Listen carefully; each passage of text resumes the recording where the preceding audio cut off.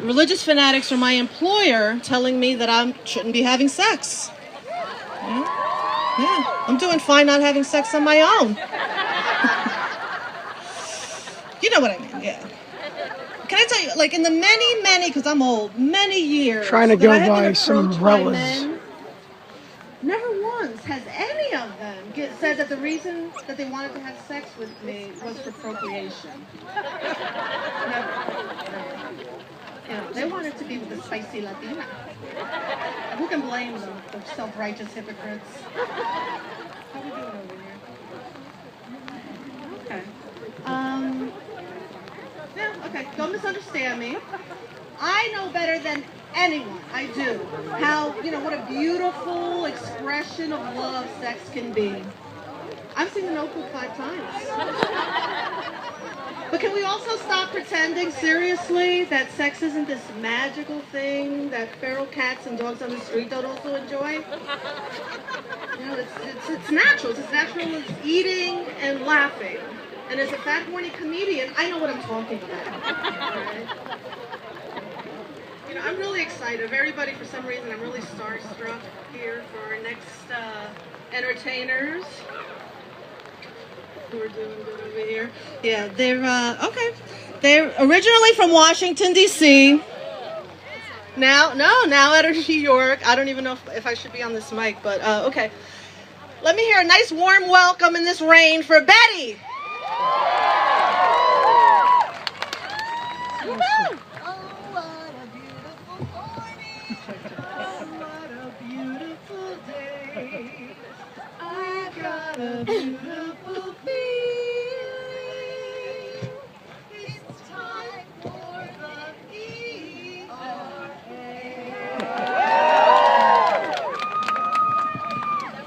Hello, everybody. We're Betty. Can you hear me?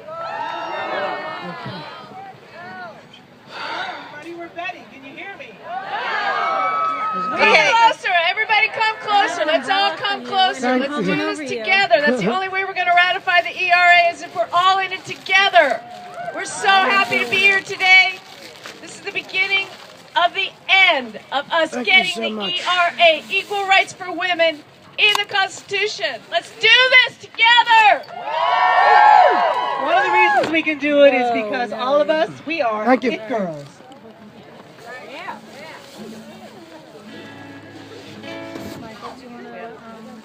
Yes, so you can sit on the chair. I'm actually trying to walk around and see signal strength. Yeah, or you can walk around and interview people and not even do that. Yeah. Like during the song, you could go, oh, you know what, they had. And if we get electrocuted on stage, it was all for the ERA. But I think the CEO of that isn't there right now. So. No. Shockwave, and It's kind of spotty around here, so that's the thing about DC. Yeah. God is on our side. She wants the ERA to be ratified. Yeah! You can't have a revolution, you can't affect change without a song, right? True. So If you can't dance, we don't want a party or revolution. we promise to always lend our voices to affecting the right change. This is for all of us here. Get up, get up. Get up and dance. Get up and sing. Get up and change everything. Get up and dance. Get up and sing. Get up and change everything. Silence must stop. Violence must end. Broken body and spirit will rise again. Strength in numbers, take a stand. Right the wrongs, don't ask a man. If one woman hurts, if one woman cries, if one man bleeds, rise, rise. Get up and dance. Get up and sing. Get up and change everything. Get up and dance. Get up and sing. Get up and change everything. Brothers, sisters, women, girls, time is now to change the world. No story forgotten, no soul erased, no promise left empty, we're taking our place. If one woman hurts,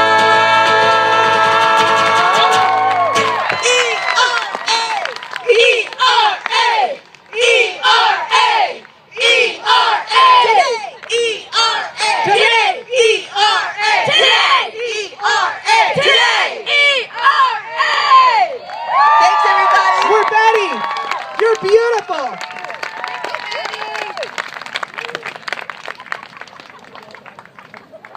Thank you, Ruby. Nice bubble. Yeah. Thanks, Bubble Girl.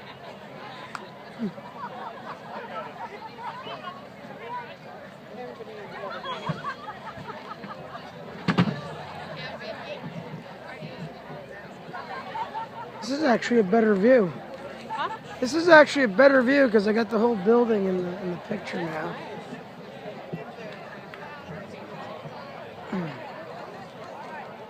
Let's hear it again for Betty.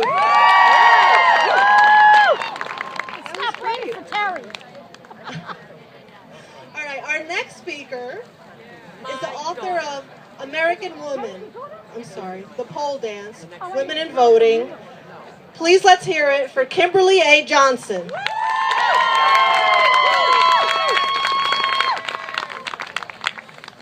Hello, and thank you all for coming out on this rainy day. I want to thank all the people who made this rally happen, but I especially want to thank you guys. So please give yourselves a round of applause because you deserve it. So have you noticed that when some elected officials weigh in on climate change, they say they aren't experts? But when it pertains to women's innards, all of a sudden they're board-certified gynecologists. What's up with that?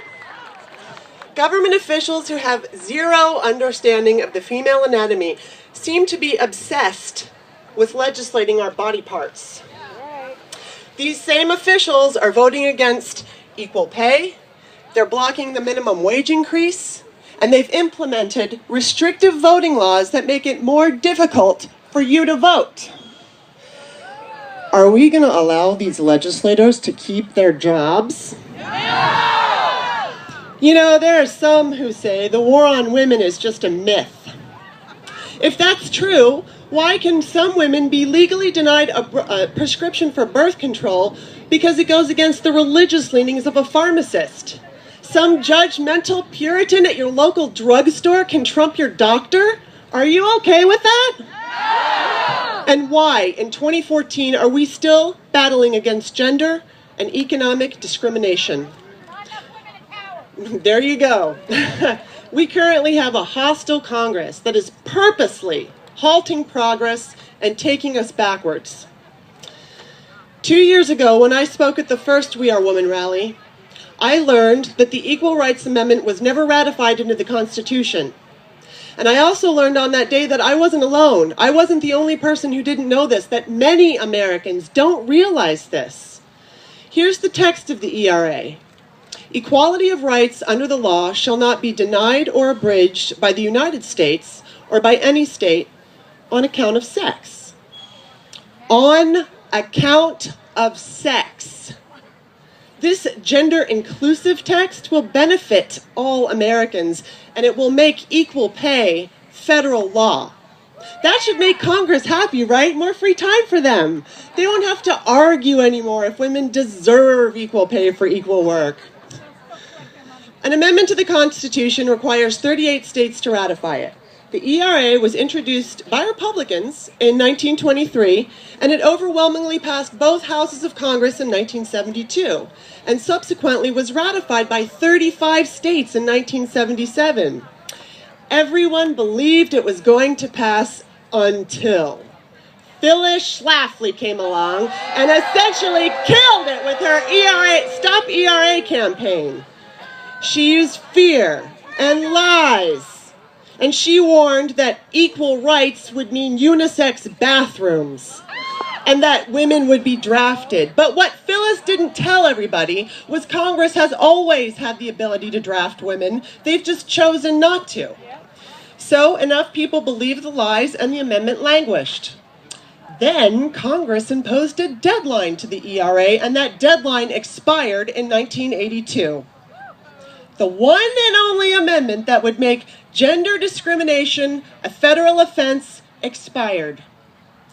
Did you know that the 27th Amendment dealing with congressional compensation was originally proposed in September of 1789 and ratified in May of 1992? That's 203 years. No deadline for that one, but women, we got 10 years and then it was game over. Congress has the ability to remove that deadline. Do you think they will if we don't speak up? Are you going to wait for elected officials to just give you and hand you the recognition and the equality that should be your birthright? In 1920, Republican Dr. Alice Paul, with the assistance of Lucy Burns and other dedicated American suffragists, made sure that American women would have the right to vote. And their efforts secured the 19th Amendment, women's suffrage, into the Constitution.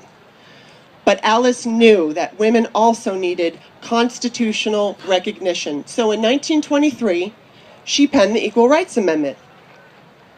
Alice died in 1977, and she never saw her dream realized.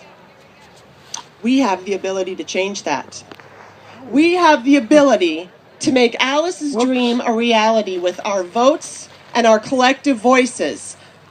Alice said deeds, not words. So I have a question for all of you.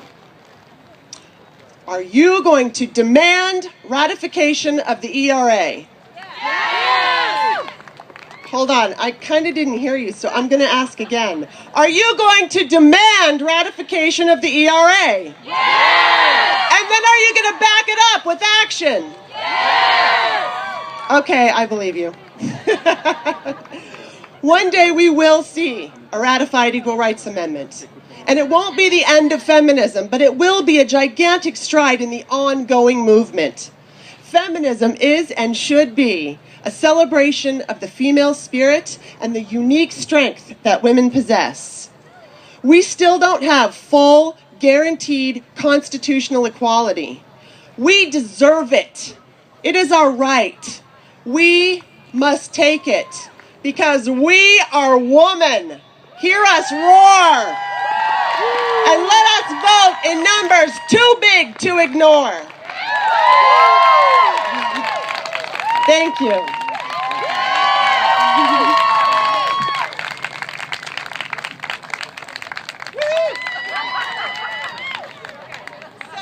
So I wasn't sure about this, sorry for the confusion, but I have the distinct honor and privilege to introduce a remarkable young woman who inspires me daily. She fights for equality and a better country, and she does so with grace, humor, intelligence, and just a dash of snark. Please welcome to the stage the fabulous force of nature, Madison Kimry, NC Youth Rock.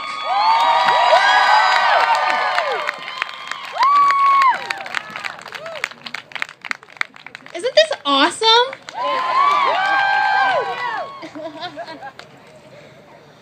I'm going to bring you guys some North Carolina up here today. Some of you may have heard of this thing we have down there called Moral Monday.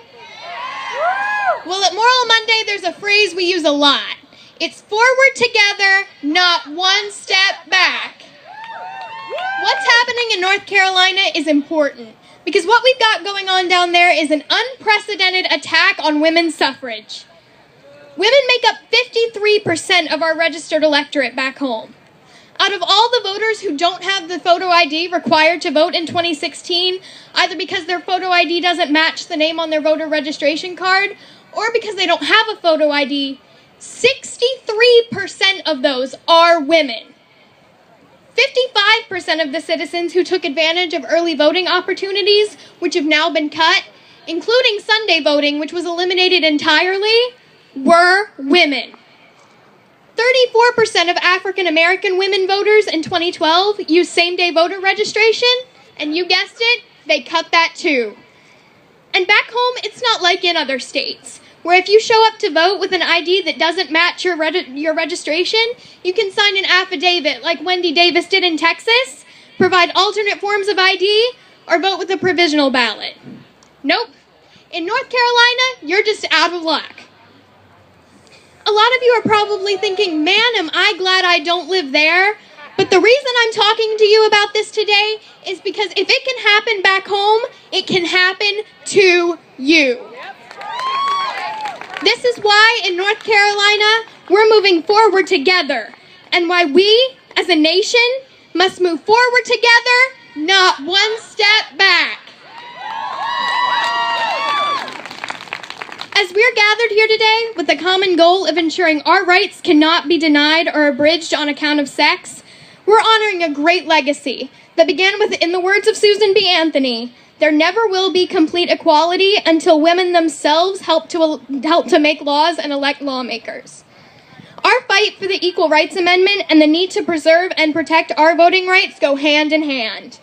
And it's hand in hand that we, together, will make sure that the people who work here in our house show through deeds, not just words, that they support legal and economic equality for all, the Equal Rights Amendment, and ballot access for all citizens. It's hand in hand that we will move forward together, not one step back. When I stood up against the elimination of the pre-registration program in my state that got over 160,000 teenagers prepared to vote when they turned 18, my governor called me a prop. It was at Moral Monday in my own hometown that I told him and my fellow citizens that I am not a prop, but part of a new generation of suffragists. Well, my vagina is not a prop either. I refuse to allow my lady parts to be used as an excuse to sell the fear and ignorance that leads to discrimination and policies that are intended to undo the progress made by the women who came before me. It's time for my fellow young women to decide what kind of legacy we wish to leave and start now to build a future in which we will lead. Our choice is clear. Will we continue to allow our fellow women to be told they're out of luck? Or will we fight for the policies that will expand their choices and opportunities? Will we continue to allow elected representatives to respond to the concerns of women with a plate of cookies and a God bless you, like Pat McCrory did in North Carolina? Or will we demand our leaders be accountable to the people they were elected to serve? Will we continue to allow the choices of individual women to be judged? Or will we stand for the justice that will allow women an affordable education, equal pay, equal protection under the law,